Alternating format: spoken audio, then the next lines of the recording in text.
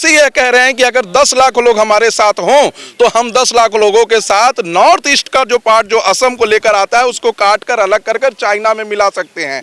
इन्होंने उसमें आगे यह कहा कि अगर सब मुस्लिम चाह जाएं तो इस देश में गृह युद्ध हो सकता है और हम पाकिस्तान बांग्लादेश की तरह एक अलग देश का भी निर्माण इस देश के अंदर कर सकते हैं। ये बोला गया था जी जी, उस वीडियो में इन्होंने बोला है। सबकी एफएसएल रिपोर्ट है, जांच हो चुकी है, फॉरेंसिक रिपोर्ट आ चुकी है। साफ कर दिया गया है कि 1 साल, अगर जब 5 साल 3 महीने रह सकते हैं तो 1 साल वो और बाहर के पीछे रहे। अगर सुप्रीम कोर्ट ने साफ कहा है कि यहाँ पर कोई ट्रम्प कार्ड मत खेलिए, आप आर्टिकल 21 का हवाला हमसे मत दीजिए, एकदम औकात दिखा दी। और वो एक ऐसा आदमी है, रेडिकलाइज्ड आदमी, जो अपने शपथ समारोह में कुरान लेकर जाता है, कुरान पे शपथ लेता है। ममदानी को उनकी औकात दिखाने के लिए ऑनरेबल सुप्रीम कोर्ट का ये जजमेंट बहुत काफी है। यानी देश को काट के एक और देश पाकिस्तान की तरह बना, जी, एक और देश बनाना चाहते हैं। वहां पर ये मौजूद है, यह बयान भी यही दे रहे हैं। ऐसा नहीं है कि दूसरा कोई बयान दे रहा है और ये मौजूद हो। किसने बोला था ये उमर खालिद ने बोला था और यह कोर्ट ने इसे दरकिनार किया है। हो सकता है कि 1 साल के अंदर ट्रायल कोर्ट इन्हें आजीवन कारावास या इम्प्रिजमेंट टिल डेथ, जो उन्नाव रेप केस में हो। सुप्रीम कोर्ट में दिल्ली दंगा मामले में बहुत ही अहम सुनवाई हुई।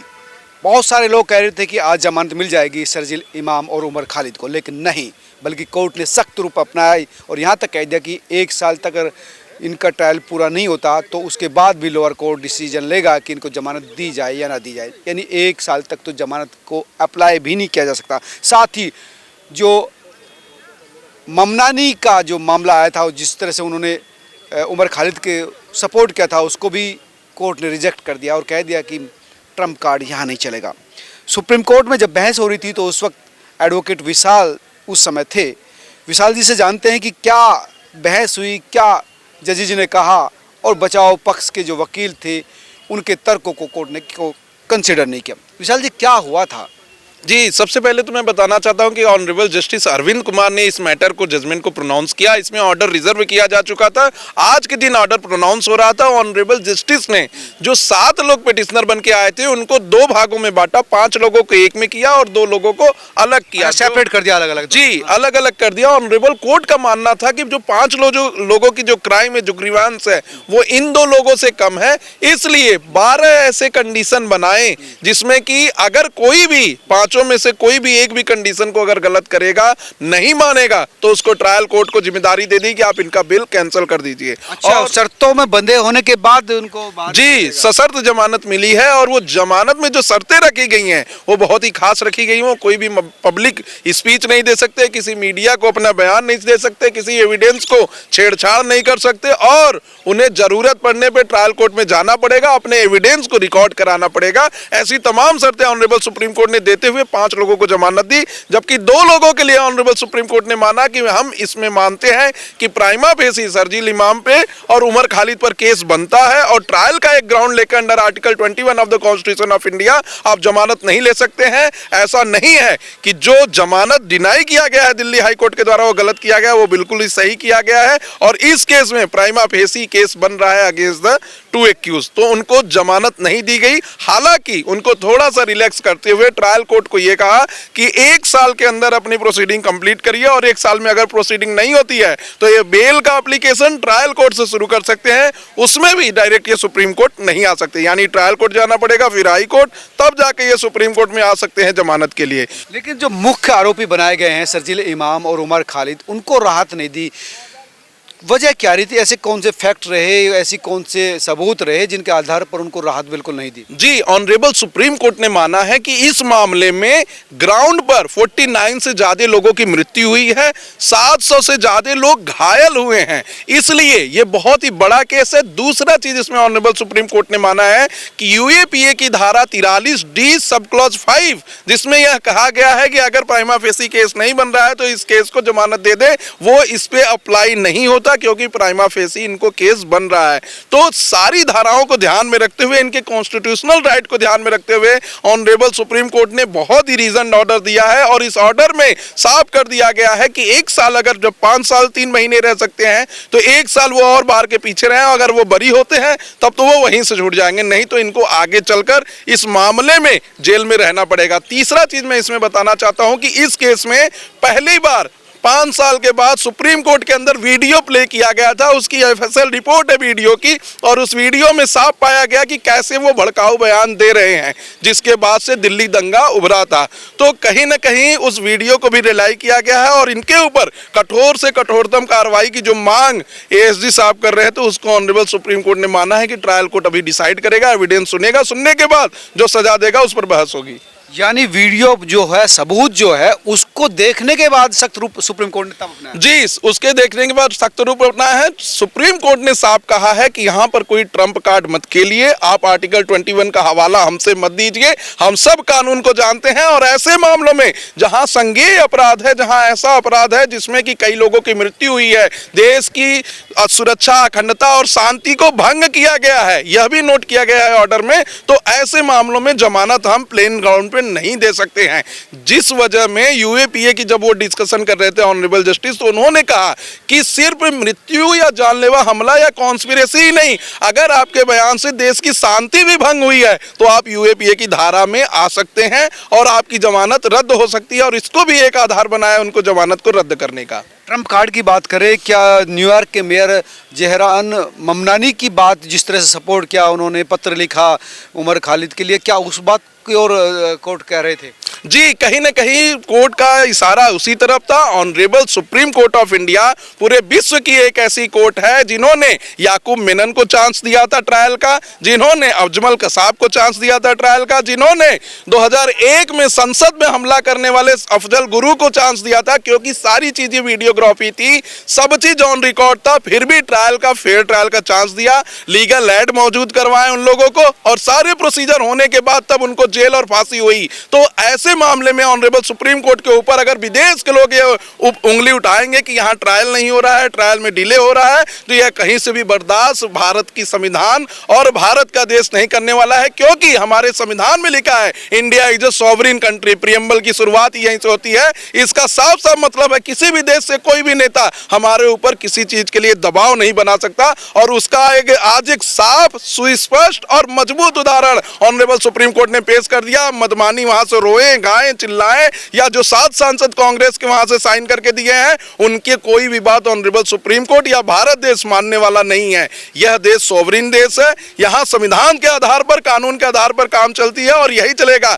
ऐसा कोई देश नहीं है जो ऑनलाइन 2008 में जो 26/11 का हमला हुआ उसमें दिख रहा है कि कैसे गोलियां चला रहे हैं, उसके बाद भी उन्हें फेयर ट्रायल का चांस दिया गया। तो कहीं ना कहीं सुप्रीम कोर्ट पे दबाव जो बन रहा था उसको दरकिनार कर दिया है, और एक बहुत ही क्लियर मैसेज विश्व के सभी लोगों को दिया है कि हम कोई भी दबाव स्वीकार करने वाले नहीं हैं। ममनानी को भी उसकी औकात दिखा दी आपके? जी, एकदम औकात दिखा दी, और वो एक ऐसा आदमी है, रेडिकलाइज्ड आदमी, जो अपने शपथ समारोह में कुरान लेकर जाता है, कुरान पे शपथ लेता है, और ऐसी जगह पे शपथ लेता है जो कि ना तो संसद का भाग है, ना पार्लियामेंट का भाग है, ना सीनेट का भाग है। तो वो पूरे देश के ऐसे रेडिकलाइज्ड इस्लाम को, मुसलमान को इकट्ठा करना चाहता है, जो कि बहुत ही गलत है। उसने भारत के ऊपर और भारत के प्रधानमंत्री के ऊपर भी पहले भी बहुत सारे हमले किए। गुजरात के मामले में बोला जिसका उसका कोई भी लोकस नहीं बनता है। ऐसे लोगों को भारत और भारत के लोग स्वीकार नहीं करेंगे। ममनानी को उनकी औकात दिखाने के लिए ऑनरेबल सुप्रीम कोर्ट का यह जजमेंट बहुत काफी है। हालांकि वो लिबरल माने जाते हैं, उसकी माता हिंदू है, पिता मुस्लिम है, तो वो सब धर्मों का सम्मान है। ऐसा कुछ नहीं है। जिस दिन ये शपथ लिए थे उसके दूसरे दिन कन्वर्जन के लिए वहां पे अपने पूरे लोगों को बैठा दिए थे, और साफ तौर पर ये मैसेज चला रहे थे कि जो हमारे धर्म में कन्वर्ट होना चाहता है, इस्लाम में कन्वर्ट होना चाहता है, वो आ जाए, हम यहाँ से रजिस्ट्रेशन कर रहे हैं, कन्वर्ट करा रहे हैं। वो लिबरल आदमी नहीं है, वो देश को विखंडित करने वाला आदमी है। और उसकी बात, एक छोटे से मेयर की बात हम लोग क्यों सुने? सबसे बड़ी बात यह है। दूसरी चीज, विश्व में देखा जा रहा है कि कैसे अमेरिका ने अभी वेनेजुएला पे अटैक करके वहां के राष्ट्रपति को किडनैप कर लिया, कैसे इंडिया और पाकिस्तान में जो ऑपरेशन सिंदूर हुआ उसकी अपने ऊपर जिम्मेदारी लेते हैं कि हमने रुकवाया और हमें पीस नोबेल मिल जाए। तो ऐसे मामले अमेरिका और ट्रंप में हो रहे हैं, ममनानी कर रहे हैं जिससे इंडिया पर दबाव बना जाए, लेकिन इंडिया दबाव मानने वाला नहीं है। इंडिया सॉवरिन कंट्री है, यहाँ देश बाबा भीमराव। ऐसा तो नहीं कि कोर्ट ने इसी वजह से औकात दिखाने के लिए और 1 साल की शर्त भी लगा दी कि जमानत ले ही नहीं सकते। नहीं देखिए, जो भी कहिए, लेकिन मेरा मानना है कि कोर्ट ने बहुत ही रीजन ऑर्डर दिए हैं। प्राइमा फेसी उनके खिलाफ केस बनता है और उनको जो ऑर्डर दिया गया उसमें साफ साफ लिखा गया है कि 1 साल के अंदर ट्रायल कोर्ट में अगर ट्रायल नहीं कंप्लीट होता है तो ये अप्लाई कर सकते हैं और जमानत ले सकते हैं। अगर ये जमानत नहीं लेंगे तब फिर ऑनरेबल सुप्रीम कोर्ट तक वो लोग अप्रोच कर सकते हैं, दोनों लोग। हालांकि जो बचाव पक्ष के लोग हैं उनका ये कहना था कि जो इस मामले में सिर्फ पुलिस की दलील या सरकारी दलील सुनी, तथ्य रखे जाते हैं, चार्जशीट रखी जाती हैं, सबूत नहीं दिखाए जाते, इस वजह से इनकी बात नहीं सुनी गई, हमारी बात नहीं सुनी गई। नहीं, सारी चार्जशीट फाइल है और उमर खालिद के लिए learned senior advocate Kapil Sibal साहब अपीयर भी हो रहे थे। पहला ऐसा बेल का मामला है जिसमें कि कोर्ट ने टाइम पे टाइम दिया सुनने के लिए दोनों पक्षों को, और अब जब कोर्ट पहले जब शुरुआत की जजमेंट के प्रोनाउंसमेंट का तो उसी शब्द से किया कि हम दोनों तरफ के सीनियर एडवोकेट का धन्यवाद करना चाहते हैं, उन्होंने बहुत ही पेशेंसली इस केस को सुनवाया हमको और कोर्ट को असिस्ट किया। तो पहला धन्यवाद तो ऑनरेबल सीनियर एडवोकेट्स को ही ऑनरेबल सुप्रीम कोर्ट ने दिया। तो कहीं ना कहीं learned senior advocate Kapil Sibal साहब भी कोर्ट में मौजूद थे, उन्होंने कहीं से भी नहीं कहा, आज भी थे जी, आज भी थे, उन्होंने कहीं से भी नहीं कहा कि ये जजमेंट उनके खिलाफ है या क्या है। उन्होंने जजमेंट को स्वीकार किया, सम्मान किया और कहीं ना कहीं आप ये देखिए कि 7 में से 5 लोगों को तो जमानत मिल ही गई है। 2 जो मेन और प्राइम एक्यूज्ड हैं, जिनका वीडियो है, एफएसएल रिपोर्ट है, जिनको कि ग्राउंड जीरो पर पाया गया है भड़काऊ बयान देते हुए, जिनकी वजह से 49 लोगों की मौत हुई है, 700 से ज्यादा लोग घायल हुए हैं, उनको बस जमानत नहीं मिली है ड्यूरिंग द ट्रायल। अगर ट्रायल एक साल में नहीं कंप्लीट होगा तब वो जमानत के लिए फिर से नीचे से आ सकते हैं। कौन कौन से ऐसे फैक्ट थे जिसमें ये लोग लगे कि हाँ वास्तव में ये देश के खिलाफ थे, दंगा भड़का रहे थे, देश के लिए खतरा पैदा हो रहा था? जो वीडियो चला था उसमें साफ तौर पर लर्नेड एएसजी ये दिखाना चाहते थे कि कैसे ये कह रहे हैं कि अगर 10 लाख लोग हमारे साथ हों तो हम 10 लाख लोगों के साथ नॉर्थ ईस्ट का जो पार्ट जो असम को लेकर आता है उसको काट कर अलग कर कर चाइना में मिला सकते हैं। इन्होंने उसमें आगे यह कहा कि अगर सब मुस्लिम चाह जाएं तो इस देश में गृह युद्ध हो सकता है और हम पाकिस्तान बांग्लादेश की तरह एक अलग देश का भी निर्माण इस देश के अंदर कर सकते हैं। ये बोला गया था? जी जी, उस वीडियो में इन्होंने बोला है। सबकी एफएसएल रिपोर्ट है, जांच हो चुकी है, फॉरेंसिक रिपोर्ट आ चुकी है, इन्हीं का आवाज है और यही है, यह प्रूव हो चुका है ट्रायल कोर्ट में और रिपोर्ट से। तो कहीं ना कहीं इतने गंभीर मुद्दे में यानी देश को काट के एक और देश पाकिस्तान की तरह बना, जी, एक और देश बनाना चाहते हैं। वहां पर ये मौजूद है, यह बयान भी यही दे रहे हैं, ऐसा नहीं है कि दूसरा कोई बयान दे रहा है और ये मौजूद किसने बोला था?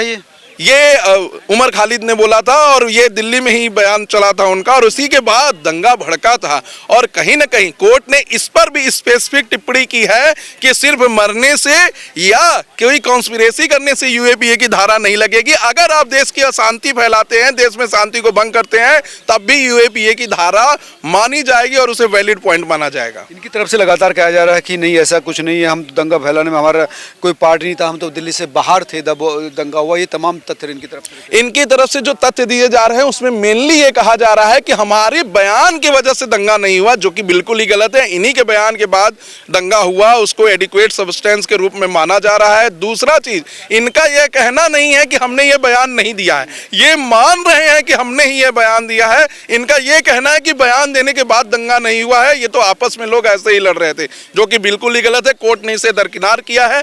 हो सकता है कि 1 साल के अंदर ट्रायल कोर्ट इन्हें आजीवन कारावास या इम्प्रिजमेंट टिल डेथ, जो उन्नाव रेप केस में हुआ है, ऐसा कोई सजा सुनाने का कृपा करेगी। गुलसिफा फातिमा और अदर 5 को किस बिहाफ पर राहत मिली है? जी देखिए, उनको जो राहत मिली है उसमें सबसे बड़ा कारण है कि कई लोग उसमें से ऐसे हैं जो दिल्ली के बाहर रह के अपने स्टेटमेंट दिए हैं, कई लोग ऐसे हैं जो अलग अलग यूनिवर्सिटी में दिए हैं। जैसे कि गुलसिमा जो है वो जामिया मिलिया इस्लामिया में अपना वो स्टेटमेंट दी थी, इसलिए उनको यह माना गया है कि 12 कंडीशन लगाते हुए इनको जमानत दे दी जाती है और अगर इसमें से अगर एक भी कंडीशन का ब्रीच करेंगी तो ट्रायल कोर्ट को ही यह शक्ति दे दी गई है कि इनके जमानत को रद्द कर सकता है। इसका साफ साफ मतलब है कि उनको जमानत सशर्त दी गई है, उनको यह नहीं माना गया कि इनके खिलाफ केस नहीं बनता। कोर्ट मान रही है कि उन पांचों के खिलाफ भी केस बनता है, लेकिन bail is a rule, jail is an exception को आगे बढ़ाते हुए ऑनरेबल सुप्रीम कोर्ट ने उनको सशर्त जमानत दी है। 12 ऐसे ग्राउंड लगा दिए हैं जिसमें बहुत सारे ऐसे ग्राउंड है, जैसे मीडिया से बात नहीं कर सकती, पब्लिक स्पीच नहीं दे सकती, कहीं भी ऐसी जगह जाकर कोई भी एविडेंस के साथ छेड़छाड़ नहीं कर सकती हैं, किसी ऐसे जो स्टेटमेंट देना है विटनेस है उसके साथ कोई थ्रेट नहीं कर सकी, किसी को जान से मारने की धमकी नहीं दे सकते हैं। तो अगर इसमें से किसी भी ग्राउंड का ब्रीच हुआ तो ट्रायल कोर्ट ही इनका सुप्रीम कोर्ट के द्वारा दिया गया जमानत रद्द कर सकता है। लेकिन इन दोनों का मामला गंभीर माना, जेल इज एक्सेप्शन को नहीं 5 साल के बाद भी स्वीकार किया कोर्ट ने। जी, इसमें ऑनरेबल सुप्रीम कोर्ट ने स्पेसिफिक लाइन भी कहा है कि हम मानते हैं कि अंडर आर्टिकल 21 ट्रायल होना चाहिए था, इसके लिए स्टेट ने देरी की, लेकिन यह कोई ट्रम्प कार्ड नहीं हो सकता, यह कोई ऐसा कार्ड नहीं हो सकता जिसकी वजह से इनको जमानत दे दी जाए, क्योंकि प्राइमा फेसी ये केस बनता है और हम देश की अखंडता, सुरक्षा और शांति के लिए प्रतिबद्ध और जिम्मेदार हैं, तो ऐसे में हम इनको जमानत नहीं दे सकते। और कुछ महत्वपूर्ण बात जो कोर्ट रूम में हुई हो जिसको लेकर लगता है कि देश को जाननी चाहिए भी? जी, उसमें सबसे महत्वपूर्ण बात मैं बता दूं, इनके जो वकील थे उमर खालिद और शर्जील इमाम के, इन लोगों का कहना था कि ऐसे तो अगर 1 साल में ट्रायल नहीं चला तो फिर से जो प्रोसीजर चलेगा वो ट्रायल कोर्ट से होकर चलेगा और फिर हाई कोर्ट में जाएगा, फिर सुप्रीम कोर्ट में, तो फिर आने में 5 साल लग जाएंगे। तो उनकी जो चिंता थी वो इस बात की थी, लेकिन ऑनरेबल कोर्ट ने ट्रायल कोर्ट को जो आदेश दिया है, मेरा मानना है कि ट्रायल कोर्ट 1 साल में उसे कंप्लीट और कंक्लूड कर देगी और हो सकता है तो इसी केस में उन्हें आजीवन कारावास की सजा हो। लग रहा है आज जी, मुझे तो बिल्कुल लग रहा है, क्योंकि कोर्ट ने जब ऑनरेबल सुप्रीम कोर्ट ने यह मान लिया कि वो प्राइमा फेसी उनके खिलाफ केस बनता है और यूएपीए धारा के अंतर्गत बनता है, इसमें यूएपीए की सेक्शन 43 डी सब क्लॉज 5 को भी डिस्कस किया, सेक्शन 16 और सेक्शन 17 जिसमें कॉन्स्पिरेसी और कॉन्स्पिरेसी से मौत किसी को हो जाती है उसको भी डिस्कस किया गया है और डिटेल ऑर्डर में साफ साफ लिखा गया है कि जो जजमेंट आया दिया है दिल्ली हाई कोर्ट ने उसमें कोई भी गलती नहीं थी। तो कहीं ना कहीं यह देखने वाली बात थी कि दिल्ली हाई कोर्ट के जजमेंट को ऑनरेबल सुप्रीम कोर्ट ने नकारा नहीं है, बल्कि उसमें कुछ अमेंडमेंट करके 2 लोगों को 4 लोगों को बेल पे छोड़ दिया, बाकी 2 लोग जो मेन एक्यूज थे वो अभी भी जेल में रहेंगे। धन्यवाद विशाल जी। ये विशाल जी थे जिनका कहना था कि जिस तरह से रुख आज सुप्रीम कोर्ट ने अपनाया उससे तो लगता है कि अगले 1 साल में ट्रायल कोर्ट इनको उम्र कैद दे सकता है और जिस तरह के सबूत देश के खिलाफ इन लोगों के खिलाफ हैं तो वो अपने आप में इनको सजा दिलाने के लिए पर्याप्त है। आप तमाम लोग क्या सोचते हैं जरूर बताएं। नमस्कार।